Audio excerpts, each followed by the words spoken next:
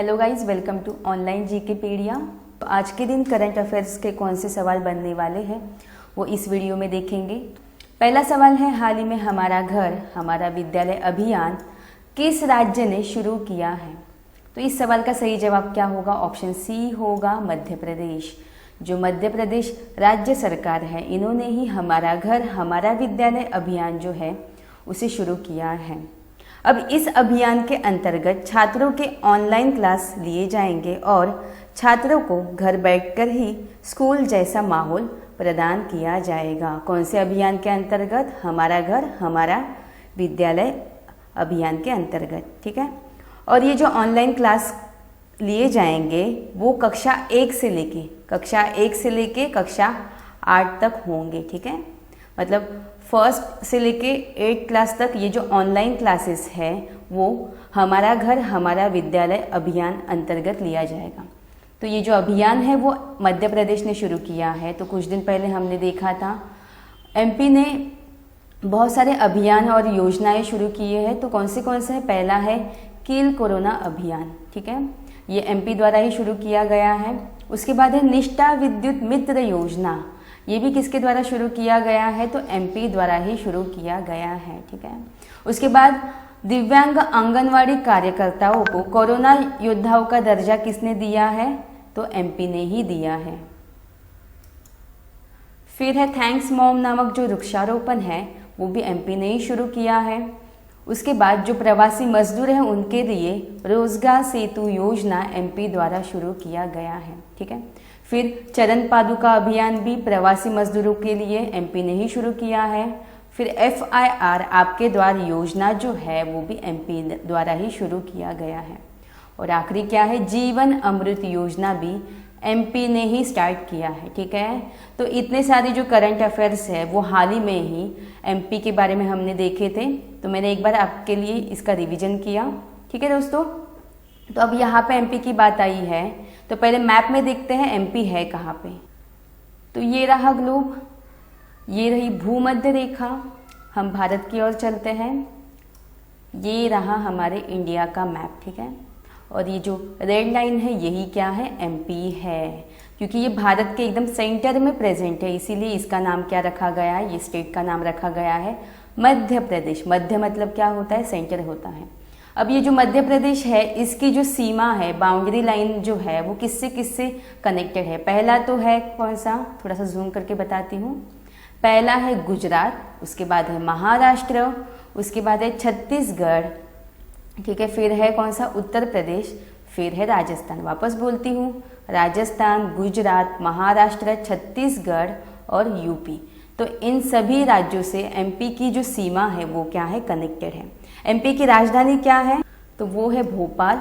मुख्यमंत्री कौन है? शिवराज सिंह चौहान है। और यहाँ की राज्यपाल कौन है? तो आनंदीबेन पटेल। मैंने कुछ दिन पहले आपको बताया था यहाँ के जो राज्यपाल थे कौन थे? लालजी टंडन। उनके अवकाश पे जाने की वजह से अतिरिक्त प्रभार किन्हें दिया गया है? आनंदीबेन पटेल को दिया गया है। लेकिन आनंदीबेन पटेल जो है वो वर्तमान में किस राज्य की राज्यपाल है? तो वो यूपी की राज्यपाल है और एमपी का उन्हें एक्स्ट्रा चार्ज दिया गया है, ठीक है। अगला निर्वाचन सीटें देखते हैं। तो लोकसभा सीटें हैं 19, राज्यसभा सीटें हैं 11 और विधानसभा सीटों की अगर बात की जाए तो वो है 231। उद्यान और अभयारण्य कौन सी है? तो कान्हा किसली नेशनल पार्क और बांधवगढ़ नेशनल पार्क। उसके बाद उच्च न्यायालय कहाँ पे है इसका? तो जबलपुर में है और न्यायाधीश कौन है? तो अजय कुमार मित्तल है, ठीक है। हाल ही में किस मंत्री ने नाडा ऐप लॉन्च किया है? तो इस सवाल का सही जवाब क्या होगा? ऑप्शन बी होगा, किरण रिजिजू। तो हमें पता है हमारे खेल मंत्री कौन है? किरण रिजिजू है। इन्होंने ही नाडा की पहली ऐप जिसका नाम क्या है? नाडा ऐप, इसे लॉन्च किया है, ठीक है। अब ये जो ऐप है उसे लॉन्च करने पीछे का हेतु क्या है? उद्देश्य क्या है? वो हमें जानना पड़ेगा। तो नाडा और एथलीट के बीच खेल के विभिन्न पहलू, प्रतिबंधित पदार्थों के साथ साथ डोपिंग परीक्षण के बारे में आसानी से जानकारी देकर इस अंतर को कम करना इस ऐप का क्या है? मेन उद्देश्य है, ठीक है। अब यहाँ पे नाडा की बात आई है तो पहली बात तो नाडा की फुल फॉर्म होती क्या है? इसकी फुल फॉर्म होती है नेशनल एंटी डोपिंग एजेंसी। इसकी स्थापना कब हुई है? तो 2005 में हुई है। और इसके CEO कौन है? तो नवीन अग्रवाल है। ठीक है, तो आपको याद रखना होगा जो नाडा ने अपनी पहली ऐप लॉन्च की है जिसका नाम है नाडा ऐप, तो इसे लॉन्च किसने किया है? तो हमारे जो खेल मंत्री है किरण रिजिजू, इनके द्वारा ही इसे लॉन्च किया गया है। ठीक है, अगला सवाल क्या है? गुडनी जोहानसन किस देश के पुनः राष्ट्रपति बने हैं? तो इस सवाल का सही जवाब क्या होगा? ऑप्शन ए होगा आइसलैंड। ये जो गुडनी जोहानसन है यह आइसलैंड के वापस एक बार क्या बने हैं? राष्ट्रपति बने हैं। ठीक है, मतलब सेकेंड टाइम ये राष्ट्रपति बने हैं।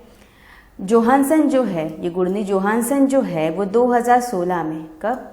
2016 में पहली बार आइसलैंड के क्या बने थे? राष्ट्रपति बने थे। ठीक है, ठीक है, 2016 से पहले ये जो गुडनी जोहानसन है यह आइसलैंड विश्वविद्यालय है, वहाँ के इतिहास के क्या थे? प्रोफेसर थे। ठीक है, उसके बाद ये 2016 से जो आइसलैंड कंट्री है उसके क्या बने हैं? राष्ट्रपति बने हैं, और इन्हें वापस आइसलैंड का क्या बनाया गया है?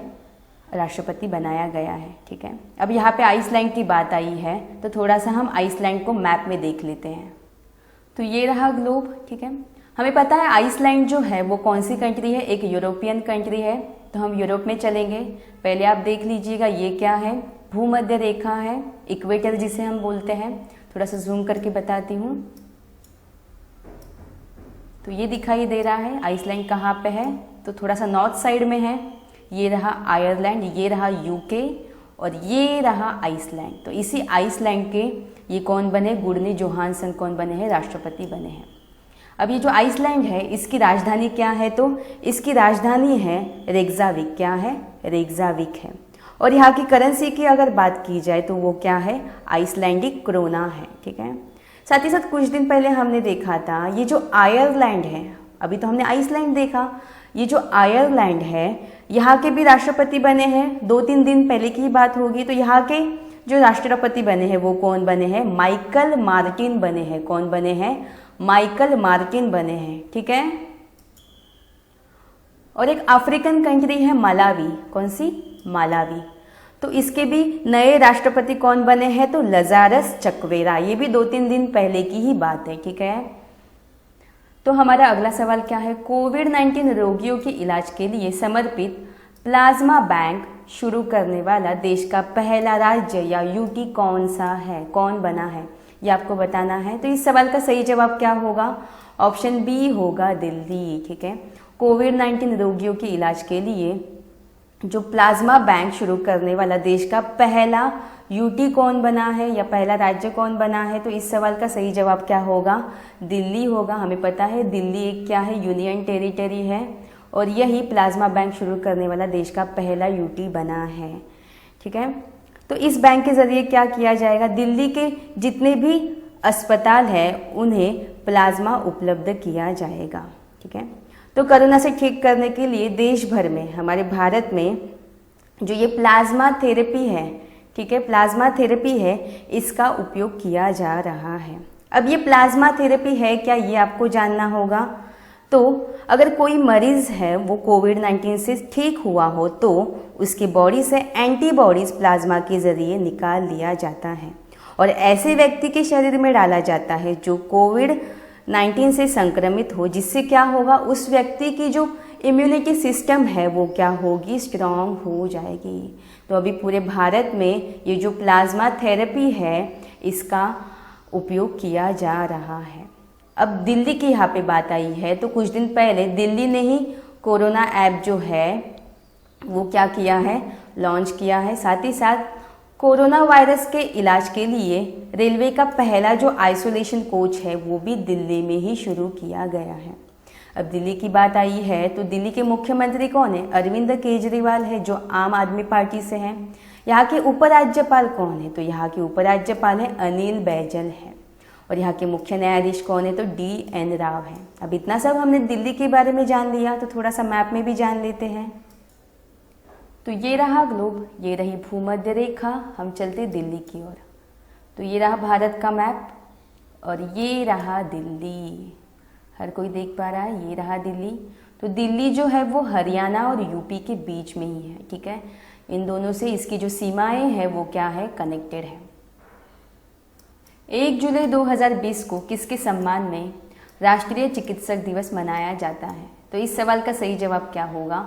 ऑप्शन डी होगा डॉक्टर बिधान चंद्र रॉय। ठीक है, तो इन्हीं के सम्मान में ये जो राष्ट्रीय चिकित्सक दिवस मनाया जाता है। अब ये क्यों मनाया जाता है?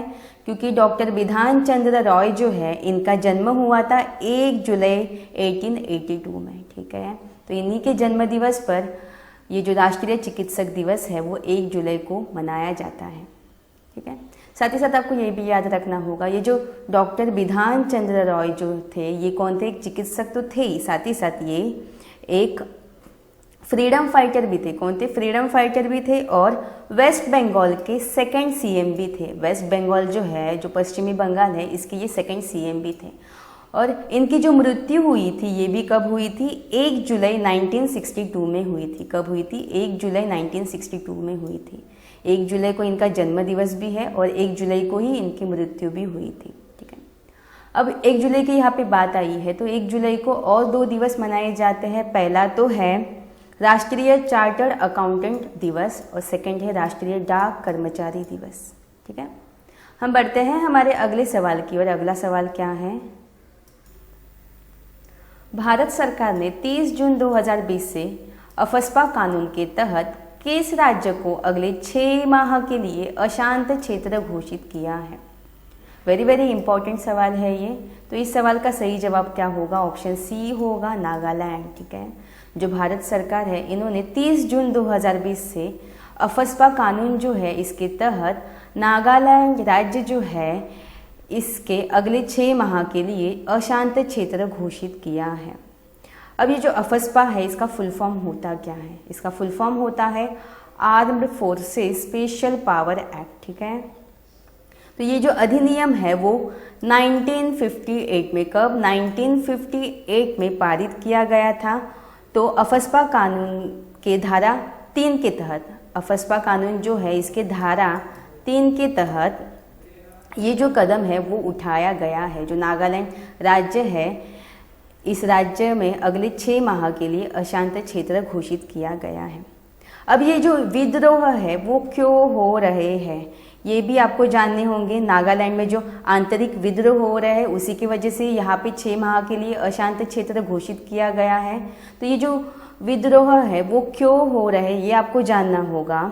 तो जो विद्रोही है उनका ये कहना है कि जो नागालैंड राज्य है, ये जो नागालैंड राज्य है इसका एक अलग से संविधान होना चाहिए, इसका एक अलग से फ्लैग होना चाहिए, अलग झंडा होना चाहिए। लेकिन जो हमारी सरकार है वो इस फैसले से सहमत नहीं है, वो इस फैसले को क्या कर रही है? डिनाई कर रही है। तो इसी के वजह से ये जो विद्रोह है वो होते जा रहे हैं और इसी कारण अफस्पा के धारा 3 के तहत नागालैंड राज्य में अगले 6 महीने के लिए अशांत क्षेत्र घोषित किया गया है।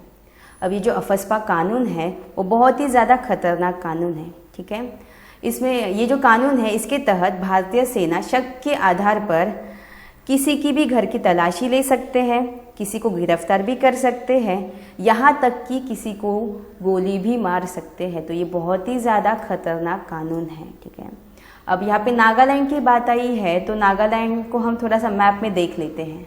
तो ये रहा ग्लोब, ये रही भूमध्य रेखा और ये रहा हमारा भारत। ठीक है, तो नागालैंड कहाँ पे? यहाँ पे पूर्वी छोर पे नागालैंड क्या है? प्रेजेंट है। थोड़ा सा और जूम करके देखते हैं। ठीक है, तो नागालैंड की जो सीमा है वो कौन से राज्य से सटी हुई है? पहला तो है अरुणाचल प्रदेश, फिर है असम और फिर है मणिपुर। ठीक है, और देश की बात की जाए तो नागालैंड के राइट साइड में कौन सा देश है? तो म्यांमार है। ठीक है, ये रहा म्यांमार। तो ये म्यांमार यहाँ पे प्रेजेंट है। यहाँ की राजधानी क्या है? कोहिमा है। और नागालैंड का गठन कब हुआ है? तो 1 दिसंबर 1963 में हुआ है। यहाँ की जिलों की संख्या कितनी है? 12 है। मुख्यमंत्री कौन है? नेफ्यू रियो है। और राज्यपाल की अगर बात की जाए तो वो है RN रवि है। मुख्य न्यायाधीश कौन है? तो अजय लांबा है। और नागालैंड का हाईकोर्ट कहाँ पे है? तो गुवाहाटी हाईकोर्ट है, ये आपको याद रखना होगा। यहाँ का प्रसिद्ध त्यौहार कौन सा है? तो हॉर्नबिल त्यौहार है। और यहाँ की राजभाषा कौन सी है? तो अंग्रेजी है। ठीक है, तो अगला सवाल है, केंद्रीय मंत्रिमंडल ने भारत के सॉलिसिटर जनरल तुषार मेहता की नियुक्ति पुनः कितने साल के लिए करने की मंजूरी दे दी है? तो इस सवाल का सही जवाब क्या होगा? ऑप्शन डी होगा 3 साल। ठीक है, हमारे जो सॉलिसिटर जनरल है, भारत के जो सॉलिसिटर जनरल है तुषार मेहता, इनकी वापस से नियुक्ति की गई है कितने साल के लिए? 3 साल के लिए की गई है। तो ऑप्शन डी सही होगा। तो अब ये जो सॉलिसिटर जनरल है ये कौन होते हैं? तो सॉलिसिटर जनरल यानी सुप्रीम कोर्ट का महाधिवक्ता होता है, उसे ही क्या कहा जाता है? सॉलिसिटर जनरल कहा जाता है। इसके अलावा जो विक्रमजीत बैनर्जी है, अमन लेखी है, माधव दीवान है, के.एम. नटराज और संजय जैन को 3 साल के लिए अतिरिक्त सॉलिसिटर जनरल नियुक्त किया गया है। और भारत के जो अटॉर्नी जनरल है के वेणुगोपाल, इनका कार्यकाल जो है वो 1 वर्ष के लिए बढ़ाया गया है। तो ये सारे जितने भी मैंने अभी फैक्ट आपको बताए हैं वो सब इस क्वेश्चन के बारे में आपको याद रखने होंगे। अगला सवाल है, आरबीआई के किस पूर्व गवर्नर को पहले पीसी महालनोबिस पुरस्कार से सम्मानित किया गया है? तो इस सवाल का सही जवाब क्या होगा? ऑप्शन डी होगा, सी रंगराजन। ठीक है, ये जो सी रंगराजन है ये आरबीआई के पूर्व गवर्नर थे और इनको ही पहले पीसी महालनोबिस पुरस्कार से सम्मानित किया गया है। अब इन्हें ये पुरस्कार क्यों दिया गया?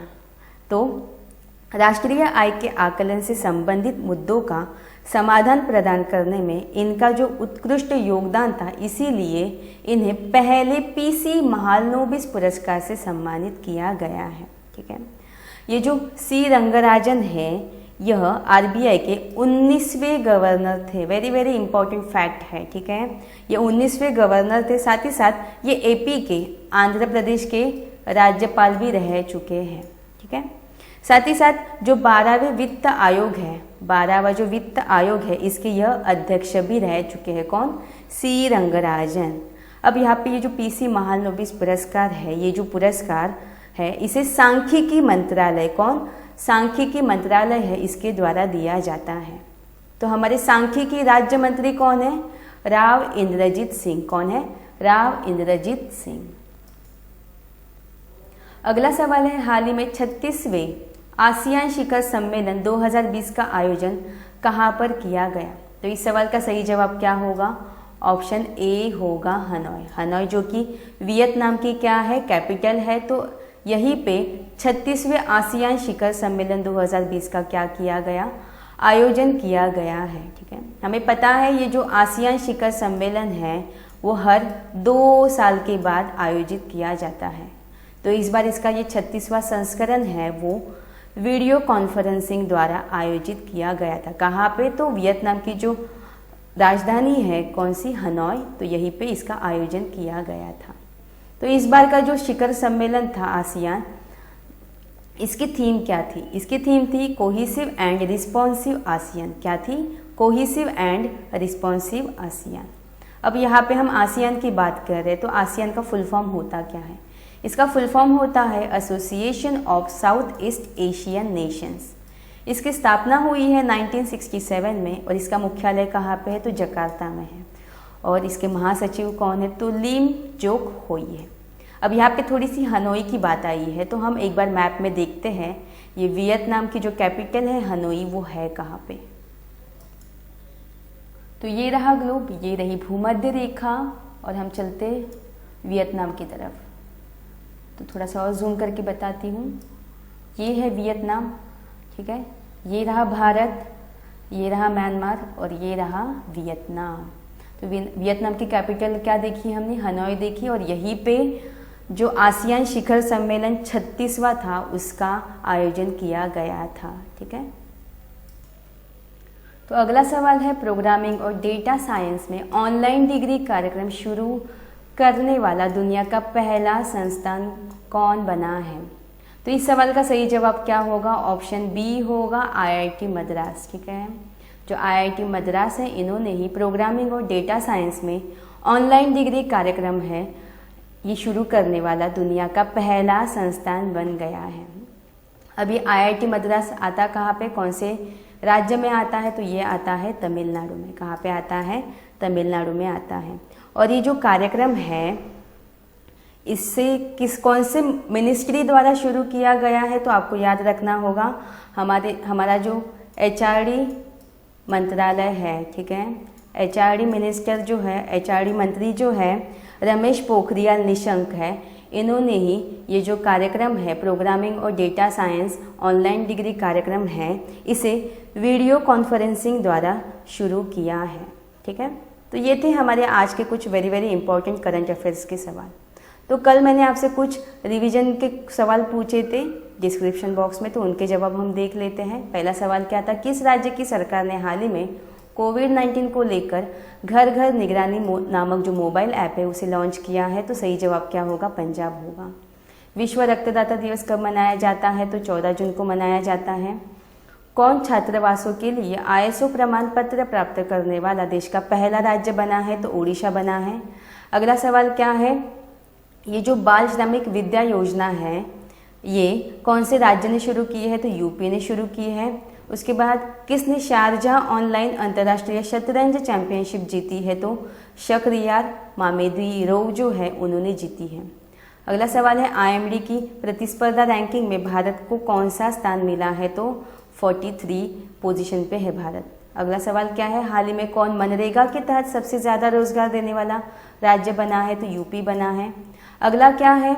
किस रेलवे स्टेशन ने हाल ही में यात्रियों की थर्मल स्क्रीनिंग हेतु रोबोट कैप्टन अर्जुन जो है उसे लॉन्च किया है? तो सही जवाब क्या होगा?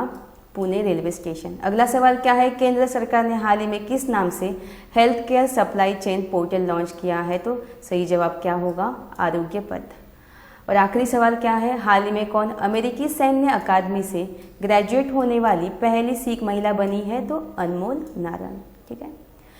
तो कल के वीडियो में मैंने आपसे एक सवाल पूछा था, तो आपका होमवर्क सवाल क्या था? माइकल मार्टिन किस देश के प्रधानमंत्री बने हैं? तो इस सवाल का सही जवाब क्या होगा? आयरलैंड होगा, ठीक है। तो आपका आज का सवाल क्या है? आज का सवाल है भारत सरकार ने हाल ही में टिकटॉक सहित कितने चाइनीज़ ऐप्स पर प्रतिबंध लगाया है?